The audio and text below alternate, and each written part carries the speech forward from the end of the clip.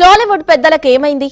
ఏపీలో Telugu film industry అభివృద్ధి కోసం తీసుకోవాల్సిన చర్యలు, ప్రస్తుతం టాలీవుడ్ ఎదుర్కొంటున్న సమస్యలపై చర్చించేందుకు ఏపీ సర్కార్ ముందుకొచ్చింది.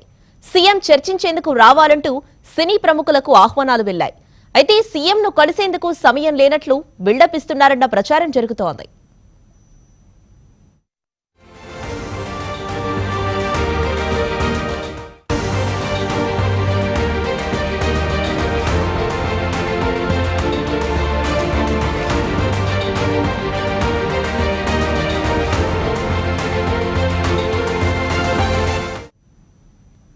గతంలో నాడు జగన్ దగ్గరకు క్యూ కట్టిన ఇదే పెద్దలు అక్కడెక్కడో గేటు బయట కారు దిగి నడిచి రమ్మంటే మహాప్రసాదం అంటూ తలుపుకుంటూ వెళ్లి అవమానాలు పాలై వారు నేడు సీఎం చర్చలకు రమ్మంటే వెళ్లే తీరిక లేనట్లు నటిస్తున్నారన్న ఆరోపణలు వస్తున్నాయి. ఇటీవలే పవన్ కళ్యాణ్ సినిమా విడుదల అవుతుందనుకుంటున్న సమయంలో థియేటర్ల బంద్ అంటూ హడావిడి చేశారు. తీరా ప్రభుత్వం సీరియస్ అయ్యాక అబ్బే అలాంటిదేం లేదంటూ యూటర్న్ తీసుకున్నారు. కూర్చొని మాట్లాడుకుందామంటూ డిప్యూటీ సీఎం వార్నింగ్ ఇచ్చినంత పనిచేశారు. అయినా టాలీవుడ్ ప్రముఖుల్లో మాత్రం కేర్లెస్ తనం పోలేదన్న విమర్శలు ఎదురవుతున్నాయి.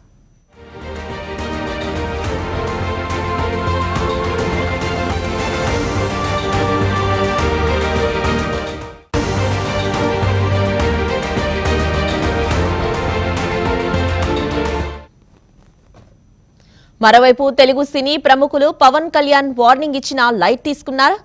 వారి సినిమాలు రిలీజ్లుంటే మాత్రం ప్రభుత్వం దగ్గరకు హడావిడిగా పరిగెత్తుతారు. కానీ 10 రోజుల ముందు చంద్రబాబుతో మీటింగ్ ఉందని చెప్పినా ఎందుకు లైట్ తీసుకుంటున్నారు? ప్రభుత్వం పిలిచిన మీనమేషాలు లెక్కపెట్టడం ఎందుకు? సినీ పెద్దలు తాము సెమీగాడ్స్ అనుకుంటున్నారా? మెత్తగా ఉండేవారంటే అంత చులకనా? బెదిరిస్తేనే భయపడతారా అన్న ప్రశ్నలు తలెత్తుతున్నాయి. సినీ ఇండస్ట్రీకి ఎవరు ఏం చేశారో ఆ మాత్రం గ్రహించలేరా? ఏపీలో సినిమా ఇండస్ట్రీ ఎదగడం కొందరికి ఇష్టం లేదా అన్న అనుమానాలు ఎదురవుతున్నాయి.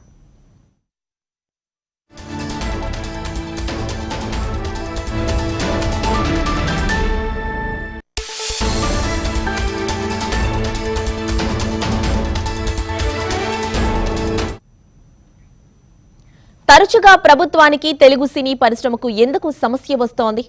కారణాలేంటో మా ఎంటర్టైన్మెంట్ ఎడిటర్ రాంబాబు అలాగే మా ఫిల్మ్ కరెస్పాండెంట్ కుమార్ అందిస్తారు.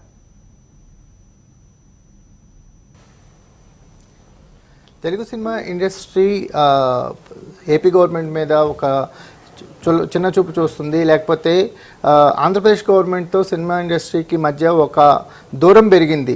మొన్న పవన్ కళ్యాణ్ గారు, ఉప ముఖ్యమంత్రి పవన్ కళ్యాణ్ గారు అసహనం వ్యక్తం చేసినప్పటికీ కూడా వాళ్ళ తీరు మారలేదు.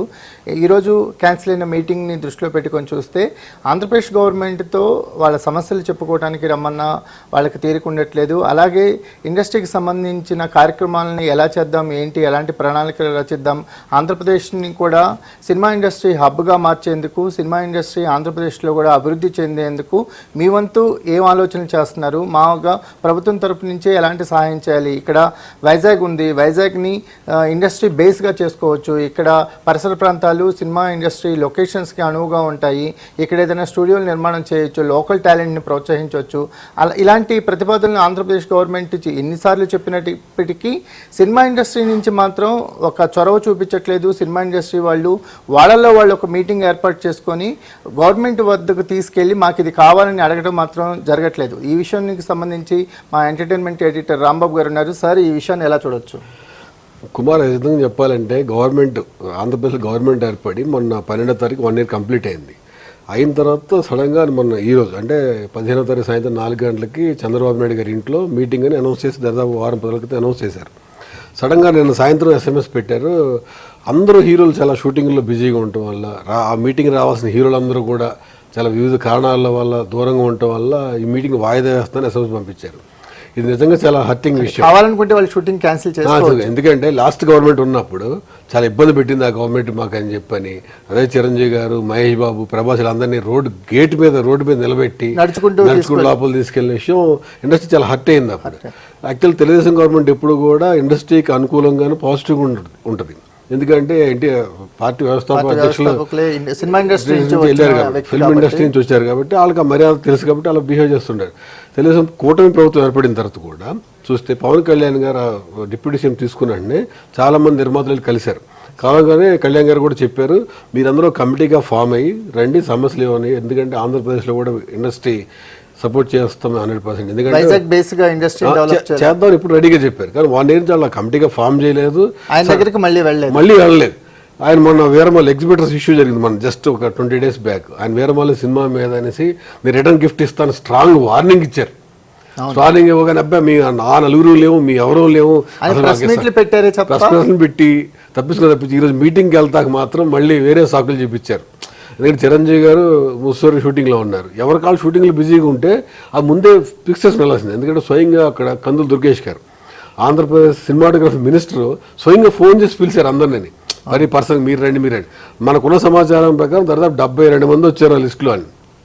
ఎంతమంది వెళ్తారో లేదని అంటే అంతమంది ఎక్కువ మందిని పిలిచి అసలు ఏం చేద్దాం, మీ ఐడియాస్ తీసుకుని అక్కడ కూడా నేను అవార్డులు పెట్టాలా, నంది అవార్డులు అయినా కంటిన్యూ చేయాలా, లేదంటే ఇంకా ఇండస్ట్రీ అక్కడ ఆంధ్రప్రదేశ్లో కొంచెం ముందు తీసుకెళ్లాలంటే వాళ్ళ తీసుకుందాం ఆలోచనకి మేము బిజీగా ఉన్నాం అని చెప్పడం మాత్రం చాలా దిక్కాల దూరంగా చూడాలి. లొకేషన్కి రాయితీలు కల్పిస్తాం, ఇక్కడ షూటింగ్లు చేయమని కూడా పవన్ కళ్యాణ్ గారు చెప్పారు. లోకల్ టాలెంట్ని ప్రోత్సహించమన్నారు. అలాగే వైజాగ్ హబ్గా మీకు ఏదైనా స్టూడియో నిర్మాణాలకు కావాలంటే కూడా స్థలాలు ఇస్తాము, మీరు రండి ఒక ప్రణాళికతో రమ్మని వాళ్ళు ఎప్పుడు ఆహ్వానిస్తూనే ఉన్నారు. కానీ ఇక్కడి నుంచే చొరవ తక్కువైందని అనిపిస్తుంది సార్. 100%. ఎందుకంటే వీళ్ళు నిర్మాత ఏ సినిమా రిలీజ్ అవుతుంటే కొద్ది పెద్ద సినిమా రిలీజ్ అవుతుంటే టికెట్ రేట్లు పెంచడం కోసం ఆ నిర్మాతలు కలవటం, మిగిలిన టైంలో ఇంకెవరో వాళ్ళు కనిపించకపోవటం. ఇప్పుడు సినిమాని 100%గా చూస్తే తెలంగాణ 40% ఉంటే ఆంధ్ర రాయలసీమ కలిపి 60% ఉంటుంది.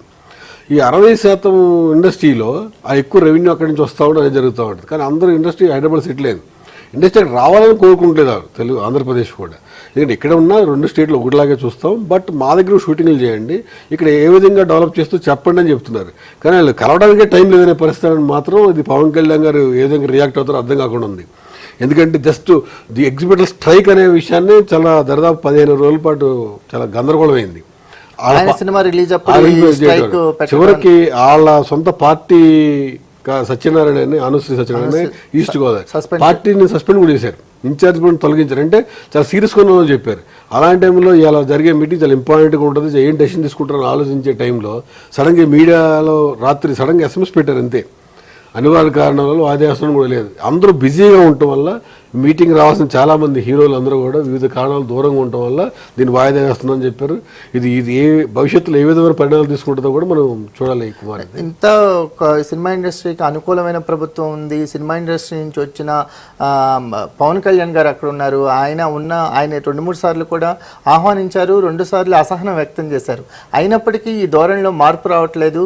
అంటే సినిమా ఇండస్ట్రీ ఆంధ్రప్రదేశ్ గవర్నమెంట్ని కానీ ఆంధ్రప్రదేశ్ నుంచి వచ్చే రెవెన్యూని కానీ ఓన్లీ టికెట్ల రేట్లు పెంపు విషయంలో మాత్రమే సంప్రదింపులు జరిపి మిగతా విషయాల్లో మాత్రం వాళ్ళు లైటర్ వేలో తీసుకుంటున్నారు అనుకోవచ్చు. 100% అనుకోవచ్చు. ఎందుకు చెప్పాలంటే టికెట్ రేట్ల విషయాల కోసం మా దగ్గరికి వస్తున్నారని చెప్పని పవన్ కళ్యాణ్ గారు కూడా నా దగ్గర మీరు ఎవరు రావద్దు, ఛాంబర్ త్రూ రండి, వేరమల్లి ప్రొడ్యూసర్ ఆహ్వానాలు లేవని చెప్పి డైరెక్ట్ ఛాంబర్ త్రూ రమ్మన్నారు.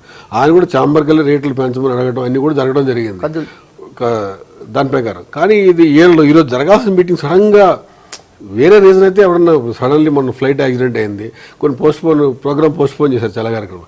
అలాంటి టైంలో ఏదైనా చేస్తే పర్లేదు, కానీ హీరోలు బిజీగా ఉన్నారు అని చెప్పడం మాత్రం చాలా హర్టింగ్ విషయం.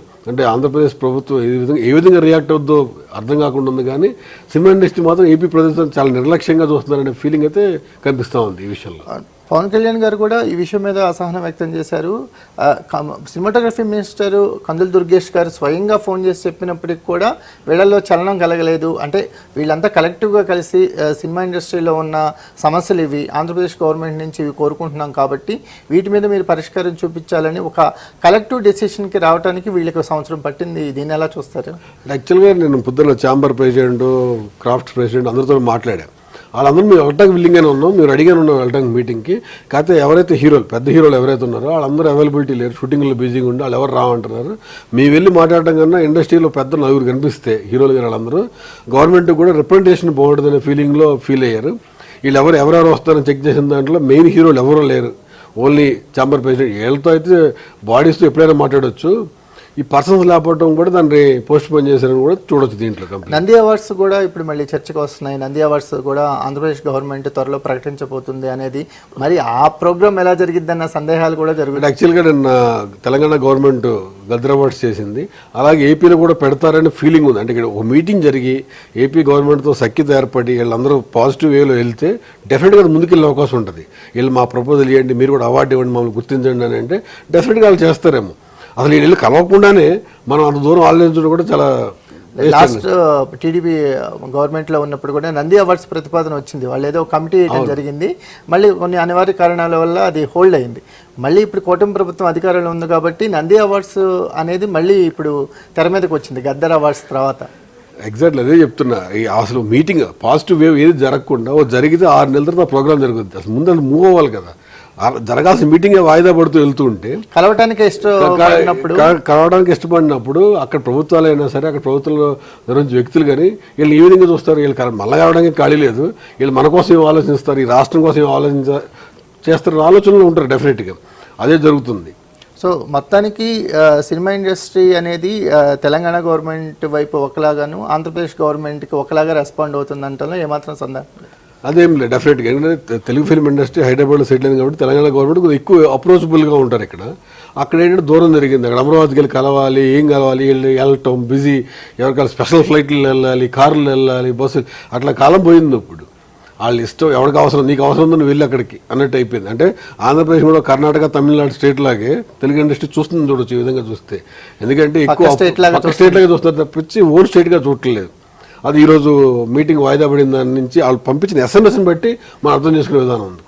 మొత్తానికి ఇక్కడ పరిస్థితి చూస్తుంటే Telugu cinema industry Andhra Pradesh government అందించిన ఆహ్వానాలు కానీ, వాళ్ళు పంపించిన సందేశాలు కానీ, వాళ్ళు అందించిన ప్రతిపాదనలు కానీ లైట్గా తీసుకుంటుంది. కొంచెం తేలిక స్వభావంతో ఉన్నారు వీళ్ళు. ఎట్ ద సేమ్ టైం ఇండస్ట్రీలో కొంతమంది పెద్దలైనా వెళ్ళి అక్కడ ఇండస్ట్రీతో సమస్యల గురించి మాట్లాడి, ఎగ్జిబిటర్స్ సమస్యలు ఉన్నాయి, డిస్ట్రిబ్యూటర్ సమస్యలు ఉన్నాయి, పర్సంటేజ్ విధానం, రెంట్ విధానం, ఇవన్నీ సమస్యలు ఉన్నప్పుడు వీటన్నిటి గురించి మాట్లాడి ఇండస్ట్రీని వైజాగ్లో డెవలప్ చేసేందుకు, వైజాగ్ని బేస్ చేసుకొని ఇండస్ట్రీ ఏదైనా ఒక అడుగు ముందుకేస్తే అవి కొన్ని సంవత్సరాల తర్వాత వైజాగ్ కూడా ఒక ఇండస్ట్రీకి సెకండ్ క్యాపిటల్ అయ్యే అవకాశం ఉంటుంది తెలుగు వాళ్ళకి. అలాంటి ప్రతిపాదనలతో ప్రభుత్వం ఉంటే వీళ్ళ నుంచి మాత్రం ఎటువంటి స్పందన లేకపోవడం మాత్రం చాలా బాధాకరం. Over to studio. రైట్.